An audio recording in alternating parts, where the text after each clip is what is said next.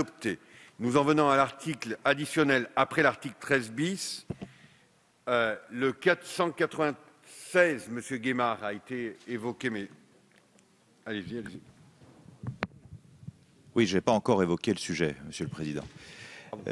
Monsieur le Président, Madame la Ministre, mes chers collègues, comme l'a indiqué Martial Sadier tout à l'heure, cet amendement défend un projet d'avenir, la création de la collectivité territoriale Savoie-Mont-Blanc, qu'a d'ailleurs mentionné à un certain nombre de reprises ces dernières semaines, ces derniers mois, Monsieur le Premier ministre, que ce soit au Congrès des élus de la montagne à Chambéry ou à Pau devant le Congrès de l'Association des départements de France. Il s'agit, en utilisant l'article 72 de la Constitution, comme cela a été le cas pour la création du Grand Lyon il y a 2 ans, comme ce serait le cas pour la Corse dont nous venons de parler, de créer à l'intérieur de la région Rhône-Alpes-Auvergne une collectivité territoriale Savoie-Mont-Blanc. Cette collectivité ne remet pas en cause, bien évidemment, la région Rhône-Alpes-Auvergne telle qu'elle a été instituée, mais créerait au sein de cette région Rhône-Alpes-Auvergne une collectivité à statut particulier avec 4 grandes compétences, aménagement du territoire, développement économique, social, avec toutes les compétences qu'ont actuellement les départements, et bien évidemment la coopération transfrontalière très importante avec la Suisse et l'Italie. À terme, cela impliquerait un redécoupage cantonal pour unifier les 2 départements. Donc voilà, Madame la Ministre, mes chers collègues, cette proposition qui s'inscrit dans le cadre des suggestions du gouvernement dans les appels à projets pour la confiance faite aux élus territoriaux et aux élus de la nation.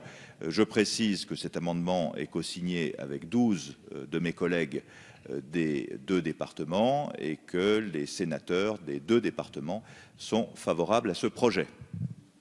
Merci, Monsieur Guémard. Avis de Monsieur le rapporteur. Merci, Monsieur le Président. La Commission avait examiné cet article présenté par Monsieur Guémard lors de l'examen du texte, avait donné un avis défavorable. Nous avons tous en tête le débat qui a occupé nos collègues corses, qui d'ailleurs semblent être retournés en Corse pour fêter cela. C'est pas tout à fait, mais ils ont bien fait. Je l'ai cherché du regard, c'est pour ça.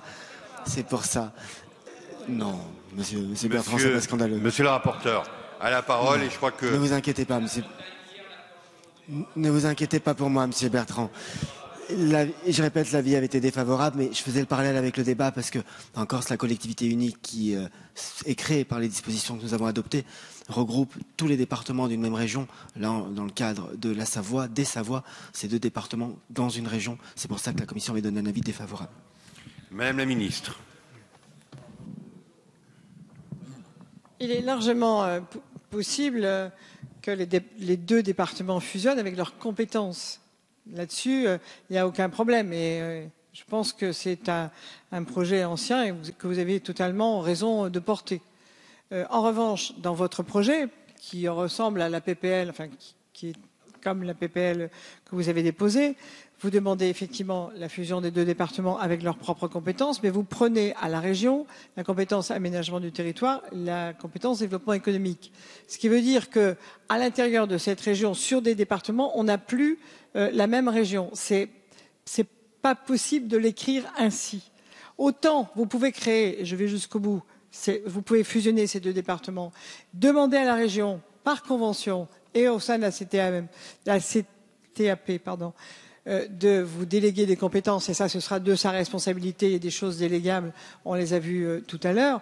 Autant écrire tout de suite que la région est obligée de donner ces 2 compétences au département ne semble pas pouvoir être accepté, et n'est même sûrement pas acceptable. Merci, Madame la Ministre. Madame Laclais.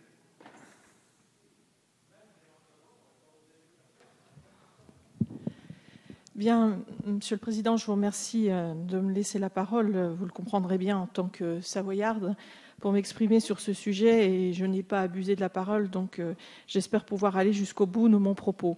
Je crois que cet amendement mérite que l'on s'y arrête quelques instants, même si personnellement et a priori, je ne suis pas très favorable à une proposition qui passerait par une collectivité au titre de l'article 172, dans la mesure où, Madame la ministre vient de le dire, une fusion de départements permettrait, je le crois, de répondre aux attentes des élus qui ont co-signé cet amendement. Mais je suis aussi persuadée qu'on n'est pas obligé ni de passer par la loi, ni de passer par une fusion pour avancer. L'entente, puis l'Assemblée des Pays de Savoie, ont permis et permettent toujours aujourd'hui de mettre en commun des politiques de coopération. Vous le savez, vous me trouverez toujours du côté de ce qui permettra de rendre nos Savoies plus fortes ensemble. On ne saurait donc s'opposer par principe et un débat sérieux doit s'ouvrir, mais encore ne faut-il pas oublier l'essentiel qui dépasse, me semble-t-il, de très loin le cadre institutionnel, car ce n'est pas l'institution qui donnera l'indispensable confiance partagée. C'est l'habitude de travailler en commun, nous l'avons sur certains domaines, et la pratique. De même, ce qui fonde une union réussie, c'est avant tout un projet de vie commun, respectueux des personnalités des deux partenaires. Oui, il faut rechercher la mutualisation des moyens, la rationalisation des actions et jouer la proximité. Mais plus encore, nous devons être capables de défendre ensemble des projets, de travailler sur le contenu autant que sur le contenant, en défendant une vision commune. Or, force est de constater que parfois, cette vision commune fait encore défaut. Nous partageons, bien au-delà de notre histoire et de notre identité héritée d'un passé commun et singulier, des productions agricoles de qualité, un tourisme d'hiver que vous appréciez tous et qui est la première destination mondiale, une économie ingénieuse qui tire profit de son environnement, mais nous pouvons encore faire mieux pour le développement équilibré de notre université de Savoie, pour un positionnement commun en faveur du Lyon-Turin ferroviaire, pour faire reconnaître et développer la spécificité de notre organisation judiciaire, protéger nos ceintures vertes. Voilà les raisons pour lesquelles aujourd'hui je reste personnellement un peu sur ma faim quant au contenu, dès lors que les projets seront forts et appropriés par les Savoyards. Par tous les Savoyards, la structure administrative et politique évoluera naturellement. Je reste donc sur une position réservée quant à la création d'une collectivité à statut spécial Savoie-Mont-Blanc, mais ouverte au débat qui ne me semble pas avoir de caractère d'urgence en l'occurrence. Merci, Madame Laclais. Monsieur Apparu. Oui, juste un mot très rapide. Madame la ministre, votre argumentaire me pose un petit problème. Vous venez de nous dire à l'instant, en gros, il n'est pas possible, au sein de l'entité régionale, d'avoir une espèce d'enclave de compétences pour les départements de Savoie. C'est votre argumentaire. C'est pourtant exactement ce qu'a fait le gouvernement avec le Grand Lyon. Ce que vous avez fait avec le Grand Lyon, c'est au sein d'un département, une enclave pour une collectivité qui a récupéré les compétences de l'autre collectivité. C'est pas la région. Enfin, soit on nous dit que on peut le faire pour métropole et département, mais on ne pourrait pas le faire pour département, région. Sincèrement, l'argument me paraît un peu faible. J'entends bien ce que vous me dites, certes, ce ne sont pas les mêmes collectivités, mais soit on peut faire une enclave, entre guillemets, au sein d'une collectivité, et à ce moment-là, c'est valable aussi bien pour Grand Lyon, Rhône-Alpes, Rhône, que pour Savoie, Rhône-Alpes. Merci.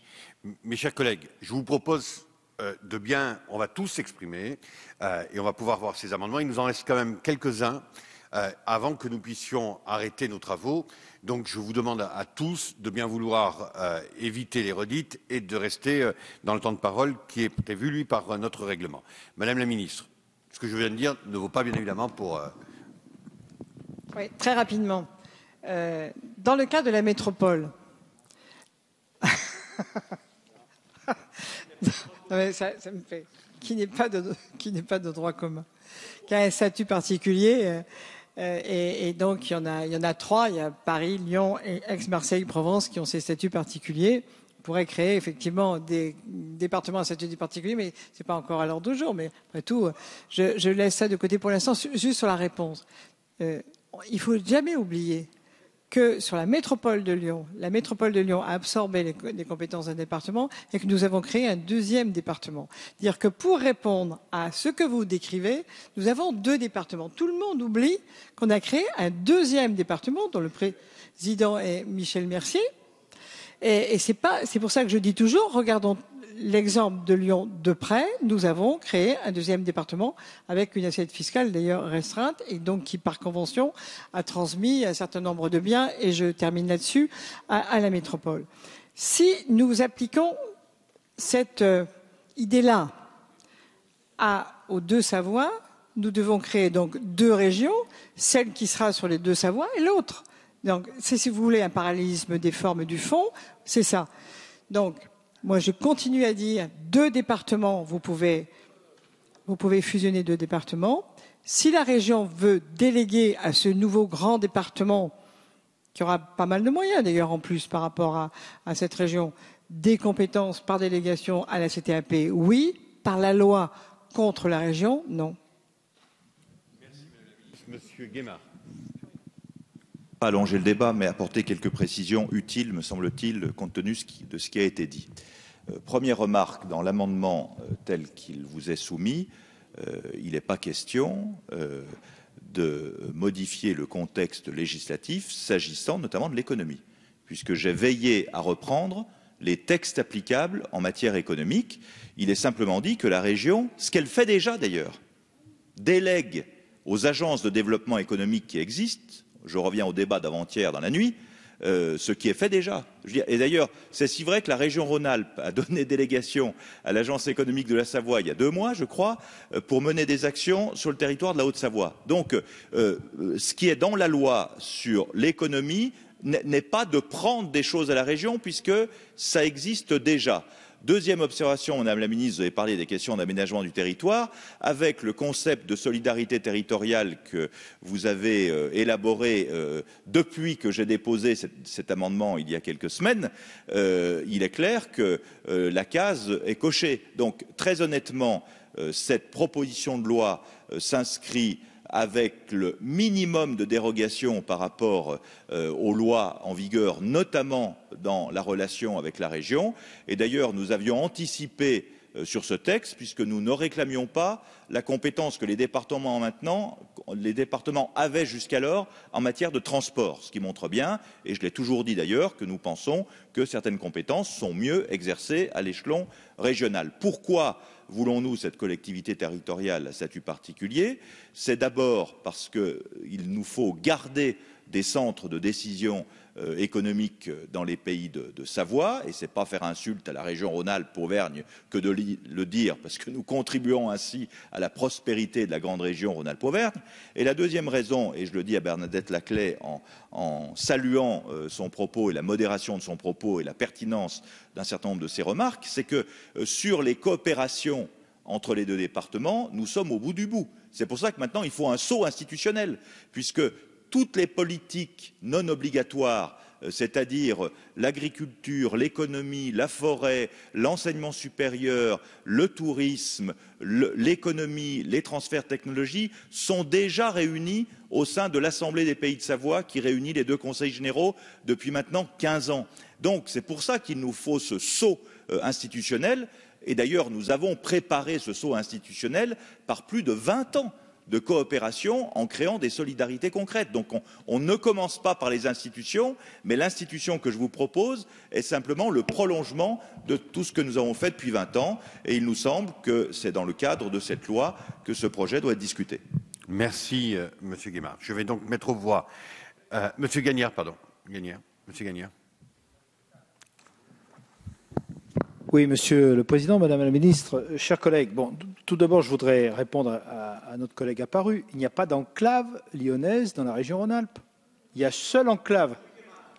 Il y a une seule enclave, c'est l'enclave des Papes, qui appartient au département du Vaucluse, qui ne dépend pas de la région Rhône-Alpes ni du département de la Drôme. Donc c'est la seule enclave qui existe.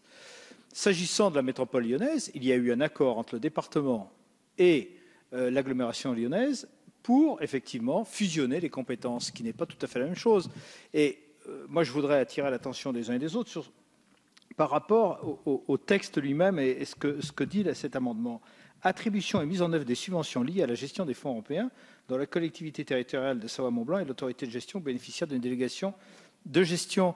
On est passé d'une délégation de gestion de l'État aux régions et donc vous voulez subdiviser encore, ce qui n'est juste pas le standard européen.